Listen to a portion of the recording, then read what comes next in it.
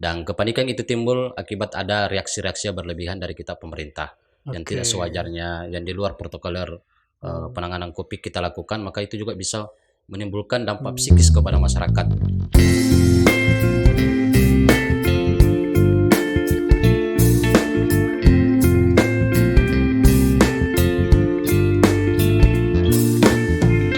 Terus sebut nggak nih Pak? Ini kan biasa warga desa kan pasti berbeda dengan warga kota. Nah, jadi perbedaan itu yang Bapak lihat itu seperti apa? Saya melihatnya banyak ya. Ya, Kalau di kota dengan adanya pandemi COVID-19 ini, kita tahu bahwa di kota kan banyak pekerjaan-pekerjaan harian, ya, buru-buru harian. ya Ini yang benar, dampaknya luar biasa. ya Kalau di benar. kampung kan tidak terlalu terasa hal-hal yang demikian. Oh, Karena oke oke sekalipun oke. kita tinggal di rumah, paling tidak 14 hari itu tidak akan Hmm. kelaparan. Seperti itu. Beda dengan situasi di Di kota kota. ya. Sehingga tingkat kepanikan khususnya dari sisi ekonomi, persoalan Oh, memenuhi kebutuhan dasar rumah tangga, itu jauh lebih berat di kota daripada ya. kami yang ada di desa. Iya Hanya benar. kami di desa terbatasnya adalah hal-hal mungkin dari sisi hanya penggunaan perlindungan, Oh, obat-obatan, iya iya iya benar. vitamin-vitamin, dan Hmm. bahan-bahan yang lain. Tapi Hmm. secara natural, kami di desa masih insya Allah masih lebih Hmm. baik dari apa yang ada di kota. Wah, luar biasa juga ya, luar biasa. Ini sebuah kabar baik mungkin ya Pak ya, karena kan kita biasanya terpapar oleh berita-berita buruk. The bad news is the good news. Ya, Nah, itu yang jadi rame sekarang kan. Mungkin ini hal yang perlu disampaikan juga Pak ke masyarakat, informasi-informasi baik apa gitu yang telah Bapak lalui sampai sekarang gitu yang terjadi di desa sendiri. Mungkin Bapak bisa sampaikan gitu. eh, banyak hal ya kita sampaikan ke masyarakat Oh, tentang edukasi. oke. Bagaimana sebenarnya ini COVID-19. Hmm, Seperti itu. Yang pertama kita lakukan untuk terus kita dorong ke masyarakat adalah itu tadi bagaimana mengedukasi masyarakat untuk sadar untuk sadar diri. senantiasa melaksanakan cuci tangan pakai sabun setiap saat. Oh, oke oke Seperti oke. itu. Kemudian ketika bepergian ke rumah-rumah tetangga dan lain sebagainya itu dianjurkan kita pakai masker. Kemudian Hmm, kalaupun dia tidak memiliki masker karena keterbatasan, oke. belum kita mampu bagikan secara menyeluruh di Eh, desa, maka eh, kita menganjurkan untuk menjaga jarak minimal 2 meter dalam oke, berkomunikasi. oke, Seperti itu. Kemudian eh, tidak terlalu mempercayai oke, informasi yang belum jelas. oke, oke. Seperti itu. Mungkin ada informasi dari media sosial, Hmm, FB, Instagram, dan mungkin berita-berita yang lain. Nah, itu ah, yang kita harapkan untuk senantiasa oke. tidak terlalu mempercayai hal-hal demikian sebelum ada Tapi penjelasan dari yang pemerintah. terjadi apakah masyarakat sering percaya hoax atau bagaimana, Pak? Oh ya banyak, Oh, banyak banyak. ya. Justru ini jadi momok juga untuk kita membunuh informasi seperti Oh, itu. oke, Ya oke, oke. kadang-kadang diberitakan, oh di sana sudah ada meninggal. Oh di Padahal, sana tetangga mungkin ada yang meninggal karena katanya corona kan seperti itu. oh, Nah ini harus kita berikan edukasi bahwa oh, dia meninggal bukan karena disebabkan kena penyakit ini. Seperti oh. itu. Jadi ini berita hoaxnya secara offline ya kalau di desa Iya, ya. seperti itu. Antara mulut ke mulut Mulut ke langsung mulut ya. saja. Oh, Dari gitu, mulut ke gitu, mulut gitu, saja. gitu, gitu. Beda dengan di kota kan yang Lebih mungkin ke media lebih sosial ya eh, kalau di kota. betul. Nah, dari segi desa yang Bapak sendiri, dengan tingkat pendidikan yang sekarang, masyarakatnya, bagaimana mereka menanggapinya, Pak? Apakah mulai bijak atau semakin seiring waktu mereka mulai, ternyata seperti ini corona begitu? Eh, saya kira dengan apa yang dilakukan oleh pemerintah Kabupaten Goa yang Iya. diteruskan kita di tingkat pemerintahan yang dibawa di desa-desa, saya kira masyarakat semakin tersadarkan betapa Hmm, pentingnya kita mencegah yang namanya COVID-19. Karena ini hmm, hanya tidak berdampak pada diri pribadi kita, hmm. tetapi itu bisa berdampak pada keluarga dan Pada bahkan keluarga. seluruh masyarakat. Benar benar Sehingga benar kita benar. harus sadarkan masyarakat bahwa akibat Ah, daripada kelalaian kita, ketidakpedulian kita, maka itu akan berdampak kepada orang tua kita, benar benar benar. istri kita, anak-anak kita, keluarga kita, dan Benar justru benar. masyarakat yang kita temani komunikasi Benar seperti itu. benar benar. Sehingga eh, itu yang perlu kita dorong untuk senantiasa diberikan Oh, pendidikan dan pemahaman iya kepada benar benar benar masyarakat. benar benar. Itu. Kan menarik nih Pak, karena di desa itu kan mungkin ya dari segi kan kalau misalnya masyarakat kota nih yang terjadi kemarin sempat ramai berita itu yang jenazah tidak ada masyarakat yang menolak gitu.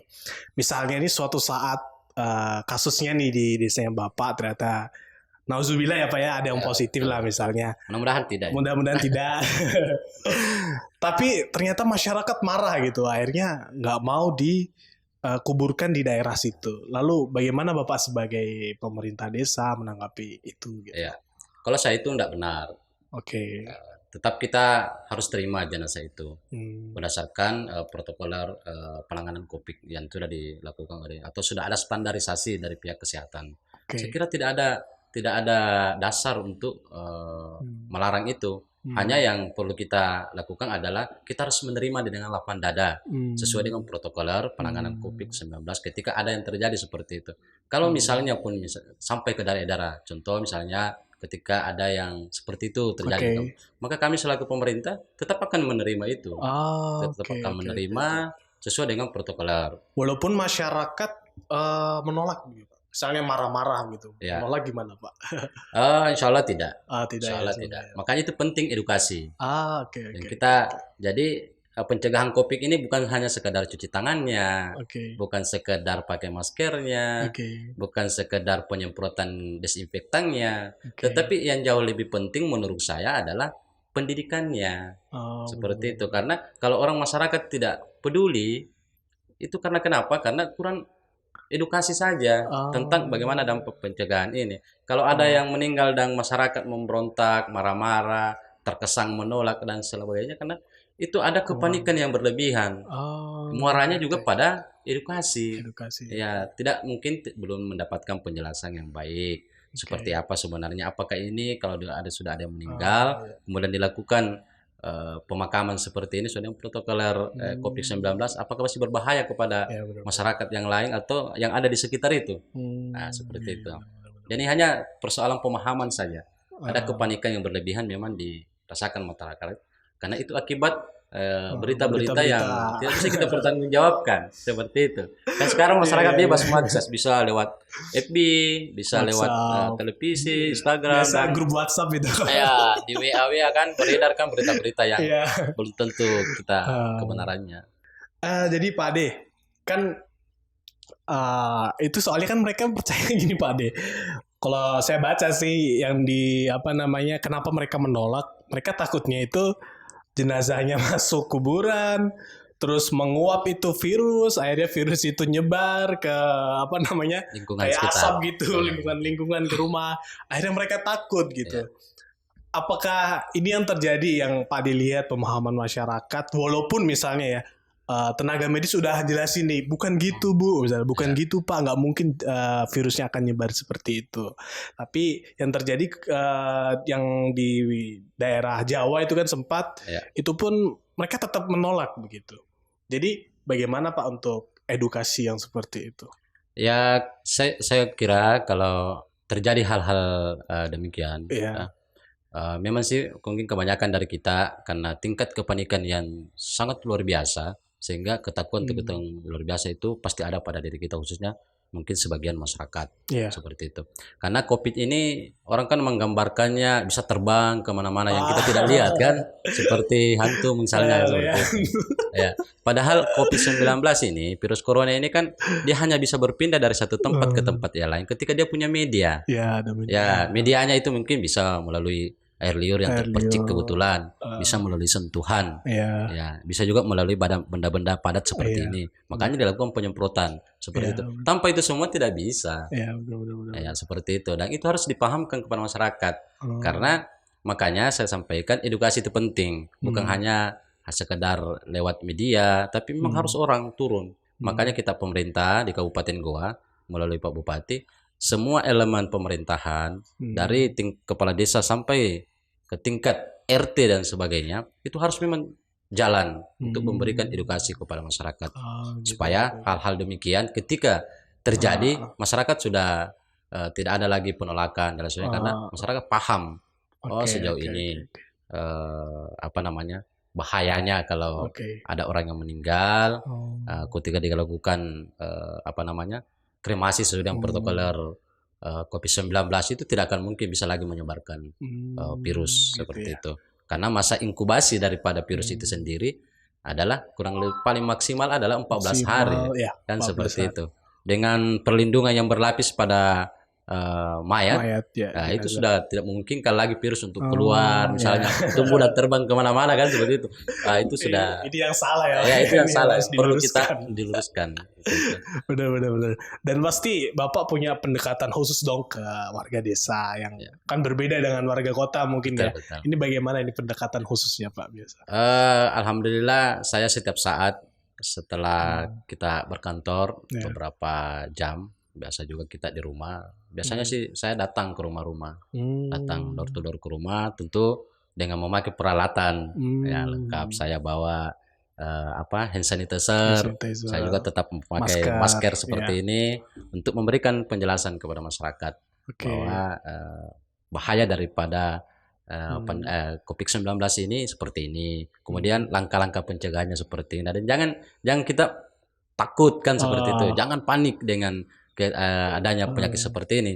Tapi kita harus cegah. Cara pencegahannya itu cukup di rumah saja. Seperti itu. Biarlah kami pemerintah ini yang bekerja di luar, memberikan fasilitas sebisa yang kami lakukan, memberikan edukasi semampu yang kami lakukan, seperti itu. Masyarakat cukup di rumah saja lakukan pekerjaannya seperti biasa, bertani dan seperti itu.